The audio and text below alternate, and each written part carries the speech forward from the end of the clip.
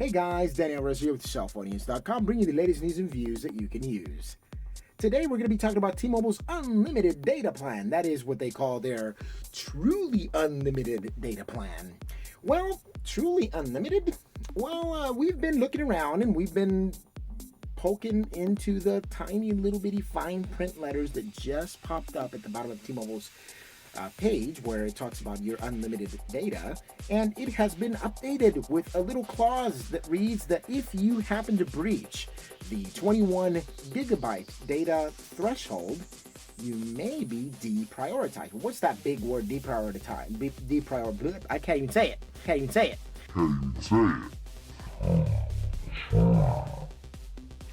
Deprioritized. The fact that you get deprioritized means that your connection gets reset from the tower to all the way in the bottom of the tower, as in everybody else who's connected will get priority over your connection. This has to do with data network management. So T-Mobile has made the decision that they need to be sustainable. In other words, you can't just have your internet drop. The internet drop for 40, 50, 70, 150 people in the neighborhood, because they're going to be pretty ticked off. And so in order to mitigate the possibility of this happening, what they're doing is that they're choosing the top 3% people, and that's what they used to say. The top 3%. Well, where's the graph that shows me where the 3% is, so I make sure I'm not part of that gang? Well, now T-Mobile's being more transparent about this, saying, hey, at 21 gigabytes, if you push that threshold and it's not the end of your billing cycle yet, what we're going to have to do is we're going to have to deprioritize you during the times that there is network congestion, and that's extremely important. I myself had an issue where I was deprioritized for using 30 gigabytes plus.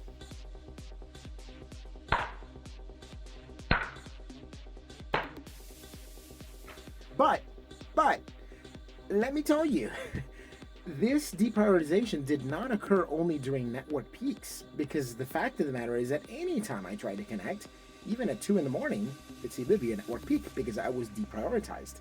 I was getting as little as 0.01 kilobyte per minute, not even megabyte.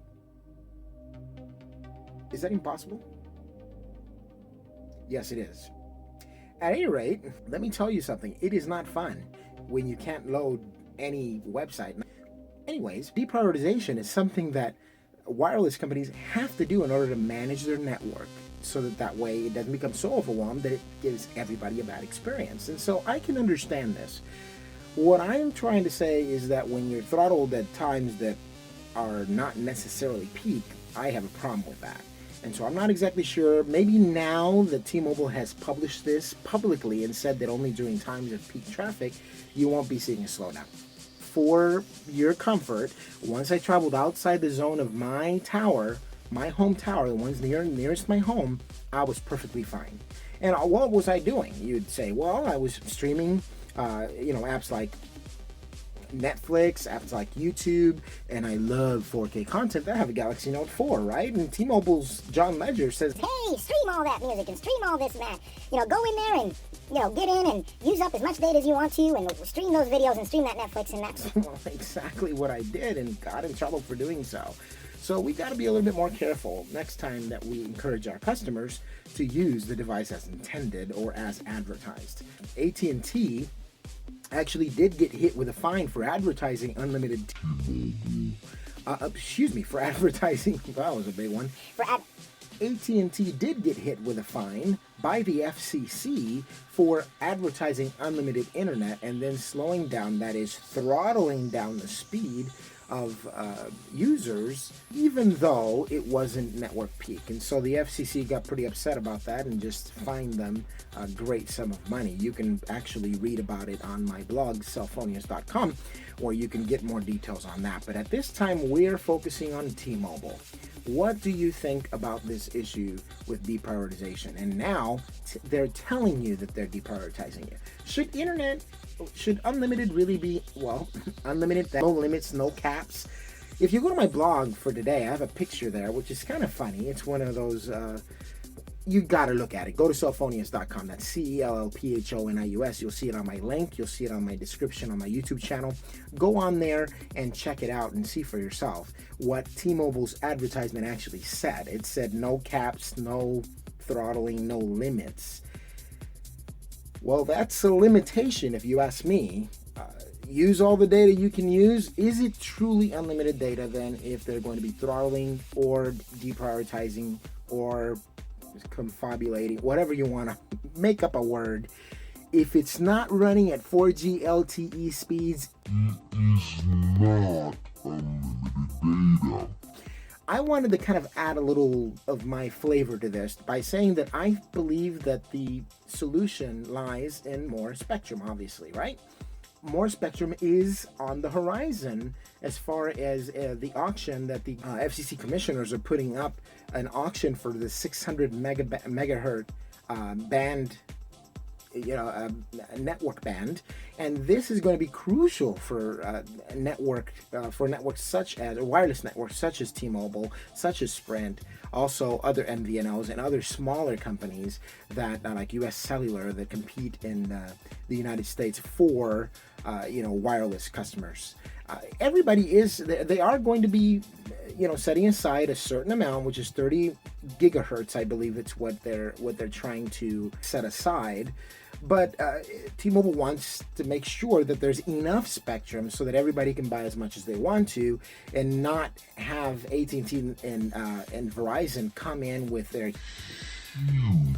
deep pockets and just buy up all the spectrum and leave crumbs for everybody.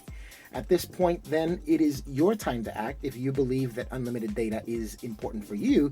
If unlimited data has a chance at all, I'm telling you, with 5G technologies, 4G LTE, I believe all these technologies will help the situation, as well as, of course, adding smaller, localized towers. That is a neighborhood with a tower that serves 1,000 folks instead of a tower that tries to serve 3,000 to 5,000 folks. If you spread out these towers, the handoff or the capacity per each tower might be able to handle the traffic that comes through without having to affect that 3% that uses over 21 gigabytes per month.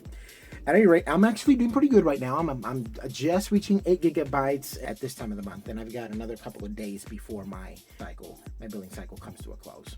Well, I'd like to hear from you. I'd like to know what you think about the situation. Chat with me. This is meant to be a forum where we discuss this. Do reach out to me as well on CellPhonius.com. Read the blog, check it out, leave your comments there. Please like and subscribe to this YouTube channel so that you can continue seeing my content. I appreciate your support. And for CellPhonius.com and the CellPhonius YouTube channel, this is Denny Alvarez checking out. Phew! And for CellPhonius.com, this is that. Okay, for CellPhonius.com, this is that. Okay. Cut.